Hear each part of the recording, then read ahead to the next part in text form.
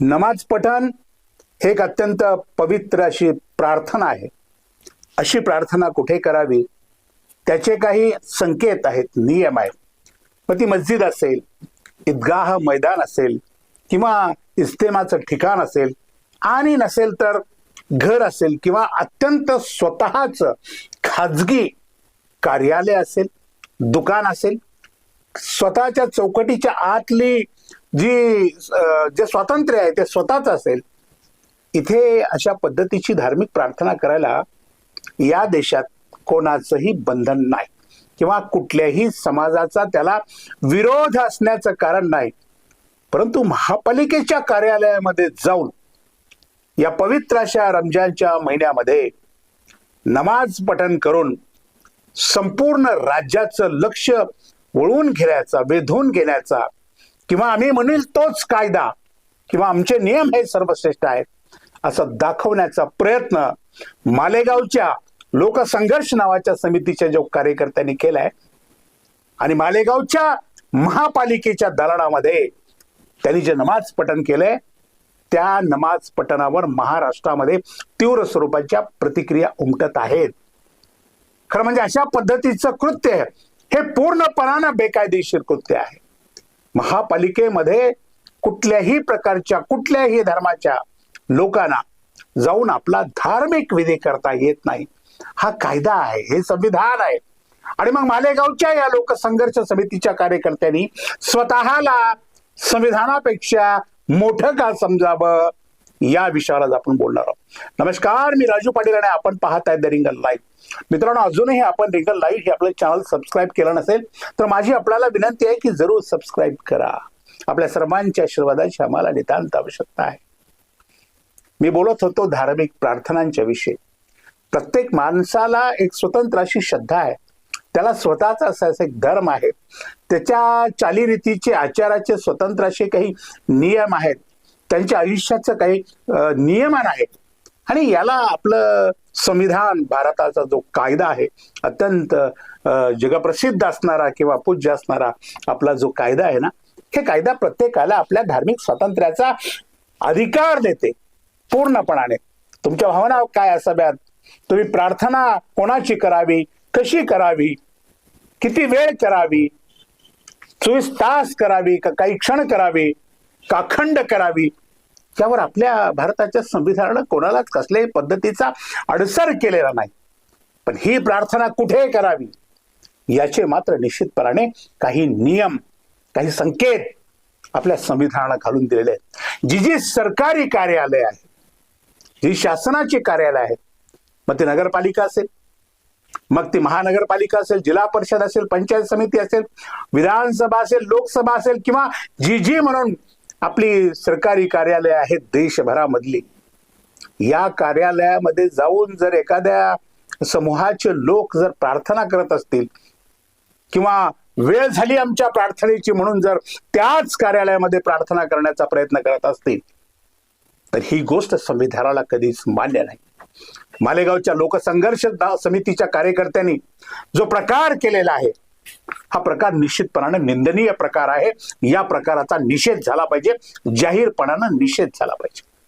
कशासाठीही तुम्ही भानगड्या करताय आणि महाराष्ट्र गुन्ह्या गोविंदाने नांदत असताना महाराष्ट्रामध्ये असंतोष निर्माण व्हावा असे प्रयत्न मालेगावची जनता का करते? मालेगावच्या महापौरांनी टिपूच्या बाबतीमध्ये केलेला एक प्रयोग, शमतो ना शमतो तोच, अशा पद्धतीचा दुसरा प्रयोग करायचा काय सिद्ध करू इच्छिता तो?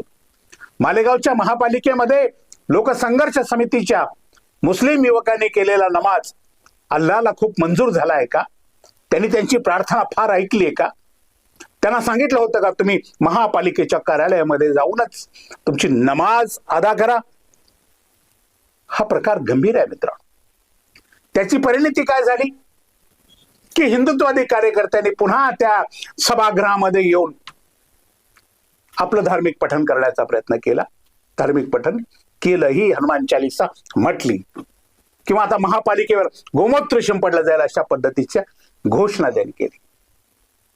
पोलिसांनी अधिकृत गुन्हा दाखल केला असेल, कायदेशीर कारवाई होईल, पण हे करताच कशासाठी?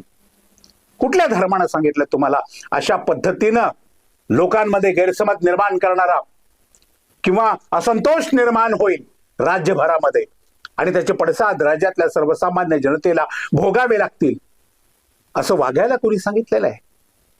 मर्यादा आपण का पाळत नाही आपल्या धर्माच्या? तो हिंदू असो अथवा मुस्लिम असो, प्रत्येकाने आपल्या श्रद्धा, आपला धर्म हा आपला व्यक्तिगत आहे, आपल्या समूहापुरता आणि आपल्या मर्यादांच्या आत असलेला आपला हा धर्म आहे. त्या धर्माचं खुशाल पालन करा. त्याला कुणीही अडवत नाही, कुणी अडवलं नाही आतापर्यंत.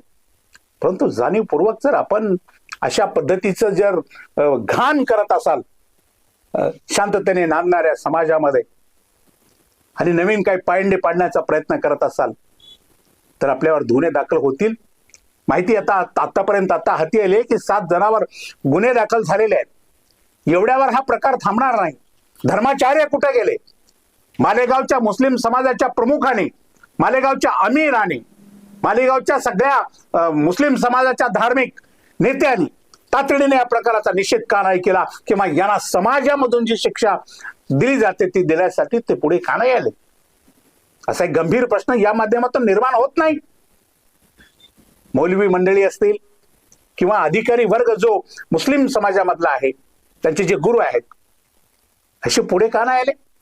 त्यांनी हा प्रकार गैरप्रकार आहे त्याबद्दल दिलगिरी का व्यक्त केली नाही? गंभीर नाही हा प्रकाश? मग बाकी बोलले, हिंदुत्ववादी कार्यकर्ते बोलले की मग आपण त्यांच्या नावानं बोंब मारण्याचा सातत्याने प्रयत्न करत असतो. पहिल्यांदा आपण चुकायचं नाही. आपण आपल्या मर्यादांचं पालन करायचं. आपण आपल्या मर्यादांमध्ये राहायचं. मालेगावची महापालिका मध्ये महापौर मुस्लिम समाजाचा बसला याचा अर्थ मालेगाव हे हिंदुस्थानपेक्षा, महाराष्ट्रापेक्षा मोठा नाही. किंवा मालेगावचा महापौर हा मालेगावचा केवळ महापौर आहे, तो राजा नाही आहे हिंदुस्थानचा. तिथेही कायदे आहेत, त्या महापालिकेतही कायदे आहेत. कायद्याचा सन्मान झाला पाहिजे, आपल्या संविधानाचा सन्मान झाला पाहिजे. कुणीही असो, आपण कुठल्याही जाती धर्माचे पंथाचे असो. हिंदुत्ववादी कार्यकर्त्याने तर तिथे जाऊन पुन्हा हनुमान चालीसा म्हणायची का आवश्यकता होती?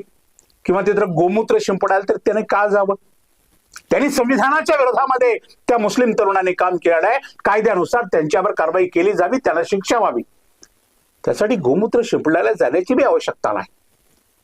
त्यासाठी तिथे त्या महापालिकेच्या सभागृहामध्ये जाऊन हनुमान चालीसा म्हणण्याची सुद्धा आवश्यकता नाही. त्यासाठी हिंदूंना आपली मंदिरे आहेत, त्यासाठी हिंदूंना आपली घरं आहेत, त्यासाठी हिंदूंना आपल्या देशामध्ये हजारो धार्मिक स्थळे आहेत. तुम्ही पण मर्यादा ठेवा संविधानाची. तुम्हालाही महापालिकेच्या कार्यालयामध्ये जाऊन हनुमान चालीसा म्हणण्याचा अधिकार नाही. किंवा त्यांनी एक चूक केली की पुन्हा तुम्ही एक चूक करायची आणि तुमच्या दोघांच्या चुकीमध्ये महाराष्ट्रातलं वातावरण खराब होऊन त्याचा राजकीय फायदा विशिष्ट प्रवृत्तीच्या लोकांनी उचलायचा आणि त्यामध्ये महाराष्ट्राचं पूर्णपणे नुकसान करायचं. असं नाही घडलं पाहिजे. सावध राहिलं पाहिजे, प्रत्येकाने सजग राहिलं पाहिजे. प्रत्येकाला आपला धर्म प्रिय आहे. मुस्लिम बांधवांनाही त्यांचा धर्म प्रिय आहे, तसा हिंदूंनाही त्यांचा धर्म प्रिय आहे. रमजान सारखा पवित्र महिना सुरू असताना अशा पद्धतीचं कृत्य करून आपण आपल्या परमेश्वराला, आपल्या अल्लाला खुश करू इच्छिता, अल्लाह खुश होईल अशा चुकीच्या वर्तनानं, याचा विचार सुद्धा केला गेला पाहिजे. आणि हे जे मुल्ला मौलवी, हे जे मोठे मोठे धार्मिक नेते असतात ना, यांनी सुद्धा पुढे आलं पाहिजे आणि फतवा काढला पाहिजे संपूर्ण देशातल्या मुस्लिमांच्यासाठी की तुमच्या या धार्मिक नमाज पठणाची परंपरा किंवा मर्यादा ही कायम व्यवस्थितपणे सांभाळा. चुकीचं काही करू नका, ज्यामुळे आपल्या राज्यातल्या शांततेला, सुव्यवस्थेला धक्का पोहोचेल. असं कृत्य करू नका असं आवाहन केलं पाहिजे. का येत नाहीत मुल्ला आणि मौलवी पुढे? हा प्रश्न महत्वाचा आहे शेवटी. मग अशाचा फायदा जातीवादी संघटनांचे सगळेच लोक घेतात. याचा फायदा बरोबर हिंदू जातीवादी संघटनांचे लोक घेणारच. मग ते बजरंग दलाचे घेणार, विश्व हिंदू परिषदेचे घेणार, निलेश राणे सारखे हे लोक पुढे तातडीने येणार, संग्राम जगतापासारखी माणसं पुढे येणार आणि त्याचं राजकारण करणार. त्यांना काही धार्मिक दिशे काही देणं घेणं नसतं. अशी संधी आपण का उपलब्ध करून देतो? आपण आपल्या हातनंही चूक तरी का करतो? असा मोठा प्रश्न निर्माण झालाय. मालेगावच्या या लोकसंघर्ष समितीच्या कार्यकर्त्यांनी केलेला हा जो प्रकार आहे, किंवा महापालिकेच्या कार्यालयामध्ये जाऊन नमाज पठण करण्याचा जो प्रघात त्यांनी पाडला, किंवा तसा जो प्रयत्न केला, तो प्रयत्न निषेधार्ह प्रयत्न आहे. प्रार्थनेला कुणाचीही अडचण नाही, ती कुठे करावी याची जाण ठेवली पाहिजे. समाजातल्या शहाण्या लोकांनी अशा लोकांना सातत्याने समजून सांगण्याचा प्रयत्न केला पाहिजे. आपल्या बयानमध्ये, आपल्या मार्गदर्शनामध्ये, आपले भाषण आणि व्याख्यानामध्ये ही गोष्ट समजून सांगितली पाहिजे की कुठल्याही किमतीमध्ये संविधानाचा अनादर आपल्या हातून होऊ नये, कायद्याचा अनादर आपल्या हातून नाही घडला पाहिजे.